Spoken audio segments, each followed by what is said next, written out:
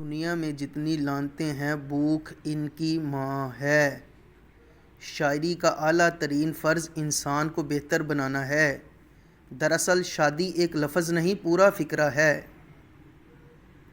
اردو شاعری کا پس منظر پوری زندگی ہے۔ آرٹ بنفس ہی زندگی کی جستجو ہے۔ دولت کما کر عزت حاصل کرو نہ کہ ذلت۔ جو دکھ دے اسے چھوڑ دو مگر جسے چھوڑ دو اسے دکھ نہ دو۔ اگر تم اللہ کی عبادت نہیں کر سکتے تو گناہ کرنا چھوڑ دو۔ جو شخص بچپن میں تمیز نہیں سیکھتا بڑا ہو کر بھی نہیں سیکھتا۔